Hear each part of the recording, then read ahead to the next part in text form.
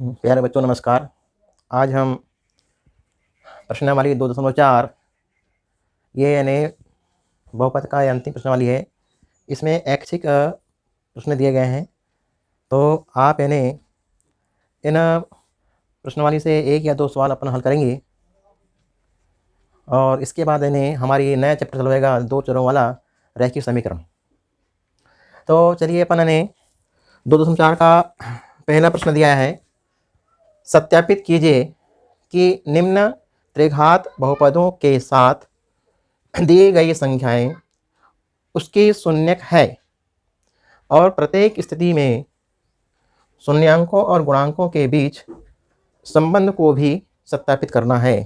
अब आपको यानी मैं आज अभी यानी इसके पहले जो सवाल था यानी द्विघाती समीकरण में अल्फा प्लस बीटा 2 यानी मूल और मूलों का योगफल या शून्यांकों का योगफल शून्यांकों के गुणनफल से हमने किया था। अब यहाँ पर यानी त्रिघाती है, तो इस त्रिघातीय बहुपद में 3 शून्य दिए गए हैं।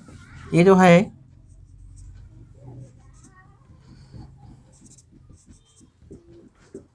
बहुपद दिया है 2x पे 3 की घात धन x वर्ग माइनस 5x धन 2 में ये जो 3 है ये 3 यानी शून्यक है। ठीक है, ये 3 यानी शून्यक हैं। इस बहुपद के ये तीनों मान शून्यक हैं। अब इस शून्यक यानी कैसे यानी होंगे, यानी इन शून्यक यानी के बारे में इसको बताना है, तो हम यानी इसको कैसे यानी प्रूव करेंगे। आपको यानी इन शून्यांकों से हम प्रूफ करेंगे कि क्या ये बहुपद के ये शून्यक है या नहीं। शून्यक ये तभी होगा जब इन शून्यकों के मान यानी x के मान ये जो है तो 1/2 1 और -2 यहाँ रखूँगी x के स्थान पर, तो इसका शेषफल 0 आना चाहिए। ठीक, तो इसका शेषफल 0 आना चाहिए, तो समझ जाएंगे हम कि यह एक इस बहुपद का शून्यक है। यदि शेषफल 0 नहीं आएगा तो हम बोलेंगे कि इस बहुपद का ये शून्यक नहीं है। ठीक, ओके, समझ में आ गया। तो चलिए अपन ने हल करते हैं। दिया है बहुपद जो px है, इस px बहुपद में जो मान दिए हैं वो कौन कौन से दिए हैं, 2x पे 3 की घात धन x के पर 2 घात माइनस 5x धन 2। ठीक है ना। अब यानी ये जो बहुपद है, इस बहुपद में हम पहले शून्यक 1/2, दूसरा शून्यक 1 और तीसरा शून्यक -2, तो हम यानी क्रम से हल करेंगे। तो पहला मान रहेगा p1/2 यानी आपका पहला शून्यक की जांच कर रहे हैं, तो पहला शून्यक की जांच यानी होने पर यदि शेष पर 0 आ गया तो ये यानी इस बहुपद का शून्यक कहलाएगा, है ना। तो हमने यानी x के स्थान पर लिखे 1/2, तो यहाँ लिखेंगे 2 गुणित 1/2 के ऊपर 3 की घात धन 1/2 के ऊपर 2 की घात माइनस 5 गुणित 1/2 धन 2। यानी अपने x के स्थान पर, क्योंकि ये जो शून्यक है ये सभी शून्यक है x के मान ने x के उत्तर है ये शून्यक, तो ये जो शून्यक आए हैं ये पूरे x के मान आए हैं। आपका जो बहुपद है वो त्रिघाती है, त्रिघाती है मतलब आपके 3 शून्यक होंगे, है ना। तो 3 शून्यक दिए गए हैं। अब आपको यानी जांच कर रहे हैं कि इसका यानी शेषफल 0 आता है या नहीं आता है। चलिए यहाँ पर यानी 2 गुणित, अब यहाँ पर यानी 1/2 के ऊपर घातांक 3 है, तो आप इसका यानी 3 बार गुणा लिखेंगे, है ना, 3 बार गुणा। क्यों, जितनी यानी घात रहती है जिस संख्या पर उतनी बार उस संख्या को गुणा के रूप में लिखते हैं। धन 1/2 गुणित 1/2 फिर माइनस 5 का गुणा करोगे में 5 एकम 5/2 धन 2। अब यानी क्या करूँगी, इस 2 को इस 2 से काट दो, है ना, छोटा कर दो। तो अब यानी क्या आ जाएगा 1/2 और 1/2 का गुणा करेंगे तो 1 का गुणा 1 से करेंगे तो 1 आएगा, 2 का गुणा 2 से 4 आएगा, धन यहाँ भी 1/4 आएगा, माइनस यहाँ पर आएगा 5/2 आएगा, फिर धन। अब यहाँ पर इन्हें 2 लिखा है तो इसके भिन्न बनाना है तो 2/1 कर लीजिए। अब ये हो गई आपकी भिन्न संख्याएं, 1 2 3 4 भिन्न संख्या होंगी। इन चारों भिन्न के बीच में माइनस और दिए हैं, तो भिन्नों का जोड़ना और घटाना इनके लघुत्तम समापवर्तक के आधार पे होता है। तो अपन इन्हें लघुत्तम लेंगे, तो लघुत्तम क्या आएगा, 4 आएगा। तो यहाँ पर इन्हें 1 धन 1, क्योंकि इन्हें दोनों यहाँ 4 लिखा हर में 4 में 4 का भाग दिए, 1 आया, 1 का गुणा 1 में किए 1 आएगा। यहाँ भी 1/4 है तो 1 ही आएगा। लेकिन माइनस ये 4 लघुत्तम है, तीसरी जो भिन्न है वो है 5/2। तो इस 4 में 2 का भाग देंगे कितना आएगा बताइए, 2 दूनी 4, 2 आएगा। और 2 का गुणा यहाँ करो, इसमें कितना आएगा, 2 का गुणा यहाँ करेंगे कितना आएगा, 2 का गुणा करने पर 5 दूनी 10 हो जाएगा। ठीक, फिर धन इस लघुत्तम में 4 में भाग देना है 1 का, तो 4 आएगा। उस 4 का गुणा 2 में करो, 4 दूनी 8 आएगा। अब इन्हें अंश में कितने पद धनात्मक है, 1 धन में है, 1 धन में है, 1 1 2 और ये 8 धन में है, तो 10 हो जाएगा जोड़ने पर। और -10 है तो 10 - 10/4। अब क्या होगा, 10 में से 10 घटाएंगे, अंश में 0 आएगा, 0/4 बराबर कितना उत्तर आया, 0 आया। मतलब है कि आपका जो पहला शून्य है 1/2 उसका यानी शेषफल कितना निकला, इस बहुपद में मान रखे तो 0 आया। मतलब ये शून्य इस बहुपद का है। ठीक है, आगे सुन। अब इन्हें दूसरा देखते हैं। चलिए मैंने 1/2 के लिए हो गया, अब 1 के लिए देखते हैं। 1 तीनों यानी शून्य दिए हैं, तीनों शून्यों के लिए आपको अलग अलग शेषफल निकालना है। शेषफल यानी यहाँ रखिए 1, यानी दूसरा शून्य 1 है, x का मान 1, 2 गुणित 1 के ऊपर 3 की घात धन फिर 1 के ऊपर 2 घात माइनस 5 गुणित 1 धन 2। अब यानी 2 गुणित 1 पर 3 घात है तो मतलब 1 ही होगा, यानी 1 पर 3 घात रहे चाहे 100 घात रहे, यानी उसका मान 1 ही होता है ना। फिर धन यहाँ भी 1 ही रहेगा, माइनस 5 से कम 5 रहेगा और ये 2 रहेगा। अब यानी 2 कम 2 धन 1 माइनस 5 धन 2। अब यहाँ देखिए कितने पद हैं, 4। इन 4 पद में 3 पद धन में है, 2 और 2 धन में है, 4 हो जाएगा। और ये 1 धन में है 5, तो 5 माइनस 5, तो आपका यानी 5 में से 5 घटाएंगे 0 आएगा।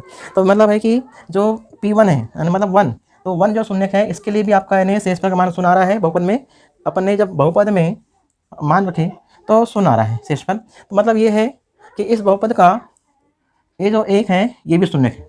ठीक, समझ में आ गया, शून्य का शेषफल 0 आ रहा है मतलब शून्य है ये। ठीक, अब यानी तीसरा देखिए -2 है ना। अब -2 से रखते हैं तीसरा वाला, -2 रखें तो -2 से अपन आने 2 गुणित -2 पर 3 की घात धन -2 पर 2 की घात माइनस 5 गुणित -2 धन 2। देखिए अपन ने x की जगह पर -2 रखें, -2 पे 3 घात है मतलब आपको माइनस चिन्ह का गुणा करना है 3 बार, है ना। तो माइनस चिन्ह का यदि गुणा होता है 3 बार तो -2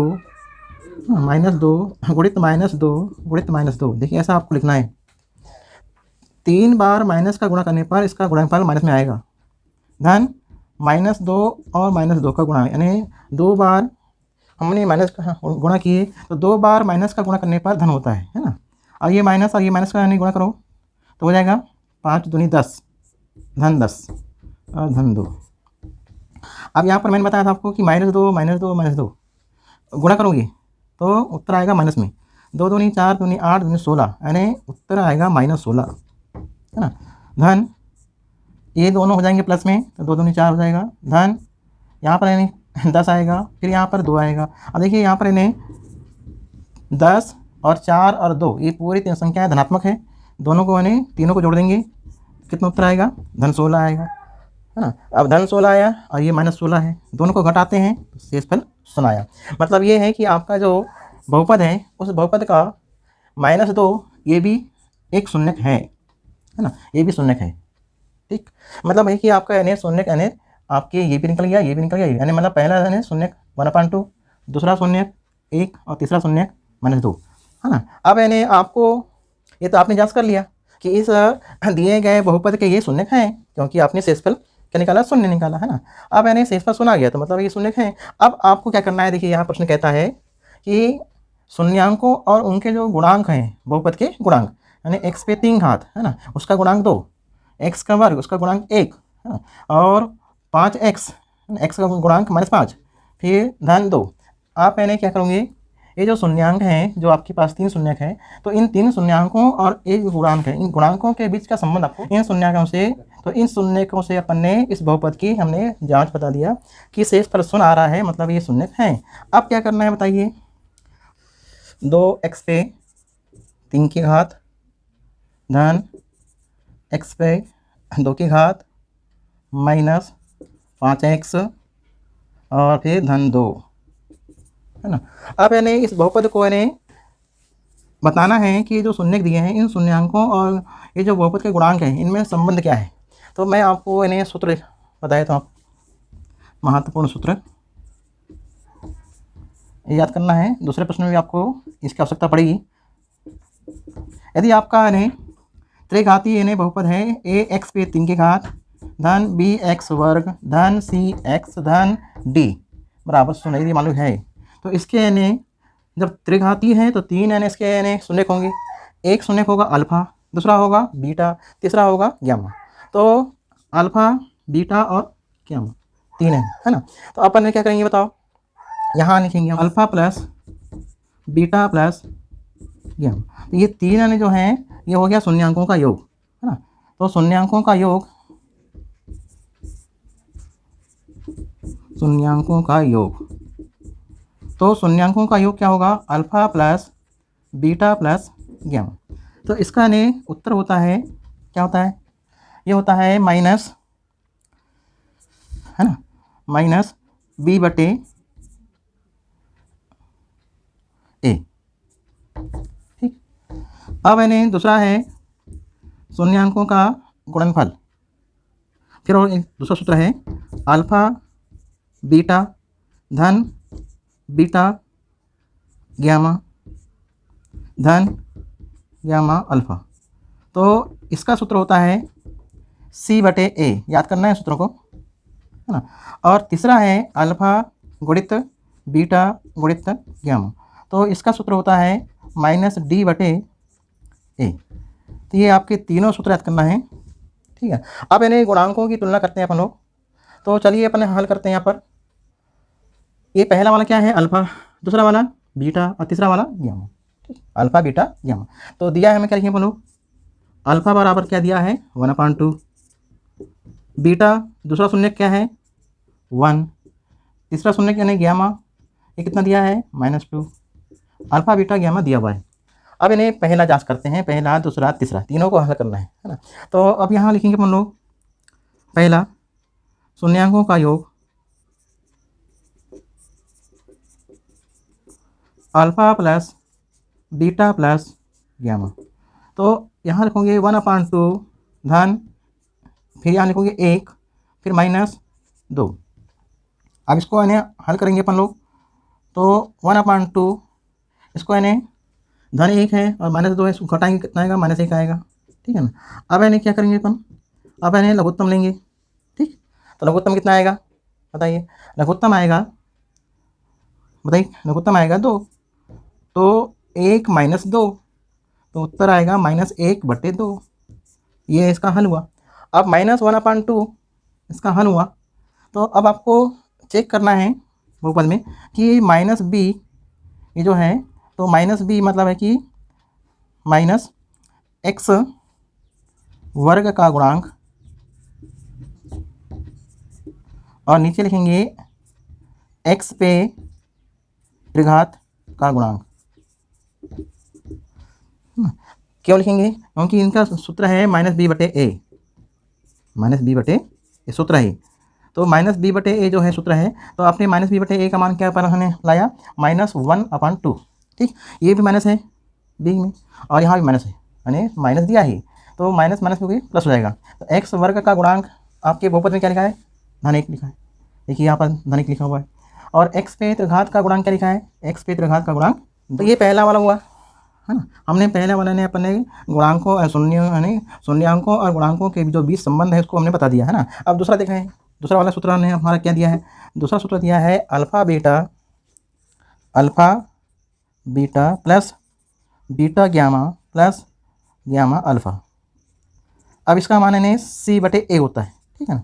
अब यानी c अपन ये होता है, तो आप यानी मान बताइए क्या होता है। यहाँ पर अल्फा का मान यानी अल्फा बीटा, तो अल्फा का मान क्या है, अल्फा का मान है 1/2 गुणित बीटा का मान 1 धन 1 गुणित गामा उसका मान है -2 धन -2 गुणित यानी अल्फ़ा का मान है 1/2, ठीक है। अब ये 2 और ये हर में है, ये दोनों आपस में 2 कट जाएंगी, ठीक। अब यानी इसको हल करते हैं तो 2 एकम यानी मतलब 1 एकम 1 यानी 1/2 धन यहाँ पर यानी -2 का गुणा करेंगे यहाँ पर तो -2 आएगा, है ना, नीचे में 1 लिख दो।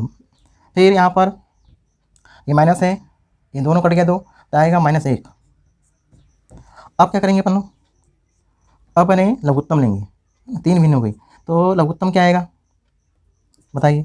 लघुत्तम आएगा, लघुत्तम यानी 2 आएगा, 2। जब लघुत्तम 2 आएगा तो 2 का गुणा यहाँ 1 लिखा है हर में, यहाँ भी 1 है तो 2 का गुणा यहाँ भी होगा, 2 का गुणा यहाँ होगा, है ना। तो अब यानी यहाँ पर तो नहीं होता, यहाँ 1 रहेगा, -2 2 4, फिर -2 एकम 2। अब इसको मैंने हल करते हैं, कितना आएगा, -2 और -4 कितने होते हैं, -6, और -6 में से हम घटाते हैं कितना, -6 में से 1 घटाएंगे तो -5 आएगा, -5/2। अब बताइए कि -5/2 आया तो शून्यांकों के गुणांकों का जो भी संबंध है, तो ये जो मान है -5, ये -5 यानी किसका है, ये है x का गुणांक, है ना। क्या है ये, x का गुणांक है, x का गुणांक। और नीचे वाला पद होता है x के ऊपर 3 घात का गुणांक, ठीक है ना। अब क्या करेंगे बताओ, अब यानी तुलना करेंगे, तुलना करने पर क्या आएगा, तुलना करने पर आएगा कि -5/2 है, तो -5 यानी x का गुणांक है, यानी आपके बहुपद में देखिए तो x ये धन में है और ये 5 ऋण में है, तो यहाँ पर देखिए आपके बहुपद में x का गुणांक -5 है, यानी -5, और हर में लिखा है 2, तो यानी x के प्रति घात का गुणांक, तो x पे 3, तो x पे 3 की घात का गुणांक क्या होता है, 2, ये 2 है, नहीं ये भी हो गया। तीसरा नंबर, इसके बाद का जो प्रश्न है 2 आप बनाएंगे, सेम ऐसे बनाना है आपको जाँच। अब यानी क्या करना है, अब बताइए, ये हो गया अल्फ़ा, बीटा और गामा तीनों का गुणा, ठीक। तो ये होता है -d/a, सूत्र है -d/a होता है। तो अल्फ़ा का मान है 1/2, फिर बीटा का मान कितना है 1, और फिर बताइए, फिर आपको बताना है गामा का मान -2 है, ठीक। चलिए अब इसको गुणा करिए, तो गुणा करने पर क्या आएगा, -2 -2 1 और 1 बराबर आएगा -2, यानी -2/2। अब -2 आया, है ना, तो -2 क्या है, ये आपकी कौन सी राशि है, यानी ये जो है d, है ना, d का मान क्या लिखा है -d/a, तो ये अचर राशि है ना, अचर राशि यानी यहाँ भी माइनस लिखा है, यहाँ भी, तो d का मान देखिए -d/a, तो यहाँ माइनस है यहाँ माइनस है, तो d का मान धन है, तो d का मान क्या है, अचर राशि धन 2 है बहुपद में, और नीचे a लिखा है, तो a क्या है, x वर्ग का गुणांक है। तो अपन क्या लिखेंगे, यहाँ लिखेंगे यानी अचर राशि -d, है ना, और यहाँ लिखेंगे x के ऊपर 3 का गुणांक। ये यानी जो बहुपद है ये त्रिघाती बहुपद था, इसलिए ये अल्फ़ा बीटा गामा यानी 3 शून्यक आते हैं, इन 3 शून्यकों से हमने इसकी जांच कर दी है, ठीक है ना। तो आप इसको यानी इस प्रकार से देखो, जांच यानी हो गई x के ऊपर त्रिघात का गुणांक 2, तो यहाँ देखिए यहाँ भी 2 है हर में, यहाँ भी 2 हर में है, यहाँ भी 2 हर में है, ठीक है ना। अब आते हैं x वर्ग, तो x वर्ग का गुणांक यहाँ लिखा है धन 1, तो यहाँ ऋण है यहाँ माइनस है, तो ये हो जाएगा माइनस प्लस, तो ये हो गया धन 1, ठीक। फिर आता है -5x, तो देखिए x का गुणांक यानी c/a में, तो ये माइनस है और यहाँ प्लस है, तो माइनस प्लस माइनस, तो x का मान -5, तो यहाँ पर इन्हें x का गुणांक -5 है, और नीचे में 2 आ गया। अब अच्छा राशि तो है d-d, तो ये माइनस ये माइनस, तो हो जाएगा +2। तो ये आपके इन्हें जो शून्यांक हैं, शून्यांक और उनके जो गुणांक हैं उनके बीच का संबंध आपने हल कर लिया, ठीक है, ओके। अब आपको यानी हमने ये जो प्रश्न है, प्रश्नावली 2.4 यानी ऐच्छिक प्रश्नावली है, तो ये यानी हालांकि परीक्षा में तो आते नहीं हैं, लेकिन आपको यानी मैंने बता दिया हूँ, ठीक है ना।